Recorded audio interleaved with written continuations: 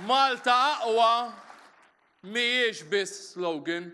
Malta aqwa hija il-missjoni tagħna lkoll.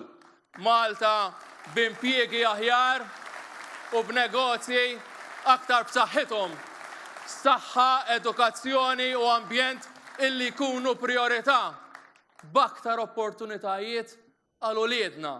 Fl-eluq tal-Kungress tal-Partit Laburista il-ġimgħa filgħaxija ftaqal id-Deputat Prim Ministru u d-Deputat Mexxej Laburista Ian Borg għal differenti minna in-nies pajjiżi oħrajn huma qaċċana u qed ifittxu lil min jista' joffrilhom stabilità, tmexxija b'saħħitha u min jagħtihom ir-riżultati. Għalli iżda f'pajjiżna għandna xi ħaġa oħra li oħrajn għadhom qed ifittxu dan hekk kif Malta għandna iċ-ċertezza anke fl-aktar żminijiet ta' inċertezza internazzjonali. Id-Deputat Prim Ministru sostna li Gvern Laburista qed ikompli ħares lil niesu hekk kif żamm il-prezzijiet stabbli u żamm in-negozji għaddejjin. Dr. Borg għalli xejn minn dak li nkiseb minn pajjiżna fl-aħħar snin, jiġifieri l-ebda stabilta, l-ebda rispett internazzjonali ma jkunu possibbli mingħajr mal-Partit Laburista ikollu l-appoġġ tan-nies. Id-Deputat Mexxej għall-affarijiet tal-Partit Laburista Eliksa Ċussaliba li wkoll indirizza il-Kungress wassal messaġġ ċar ta' għaqda, ambizzjoni u kontinwità b'enfasi fuq dialogu miftuħ ma' diversi setturi tas-soċjetà biex tkompli tinbena Malta aqwa. Għalli l-Gvern Laburista wettaq ħafna fosthom l-akbar żewġ tax cuts waħda wara l-oħra, iżda xorta baqalu ħafna aktar xi jwettaq. Dr. Ċussaliba sostna li jemmen b'saħħtu kollha li l-Gvern għandu jkompli jsaħħaħ aktar il-benefiċċji soċjali mill-pensjonijiet għaċ-Children's Allowance mill-istupendi għal aktar qotjiet lil persuni b'żabilità fost oħrajn. Konvinti li huwa biss Gvern Laburista illi jista' jkompli jwettaq dan kollu u ferm aktar huwa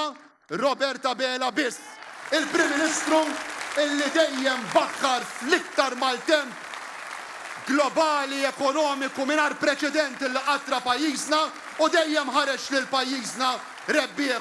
Il-President tal-Partit Laburista Elik Xiberas għal li Malta tinsab punt importanti fil-vjaġġ fil-mistoqsija ma tix jekk il-pajjiż jista' xirnexxi, iżda se jagħmel bis-suċċess li diġà kiseb. Dr. Xiberas sostna li dan il-mument jitlob kollettività u direzzjoni ċara mibnija fuq l-esperjenzi u ħtiġijiet tan-nies u qal li l-Kungress ma kienx biss laqa iżda proċess ħaj ta' smigħ u diskussjoni li wassal għal viżjoni komuni għal futur tal-pajjiż. Dr. Xiberas fakkar kif minkejja sfidi kbar bħal pandemija u inċertezzi internazzjonali pajjiżna irnexxielu fl-aħħar snin jibni ekonomija mill-aktar b'saħħitha u reżiljenti. Il-pajjiż li rridu ma jinbenix waħdu. Jinbena bid-deċiżjonijiet li nieħdu kuljum. Bil-mod ta' kif naħdmu, bil-mod ta' kif ngħixu u bil-mod kif nieħdu ħsieb li xulxin. Il-futur ukoll ma jinkitibx waħdu. Jinkiteb minna l-koll. Malta aqwa ma hijiex weda. Malta aqwa hija għażla. Għażla kuraġġuża, imma għażla. Għażla li rridu nagħmlu il-kol kien.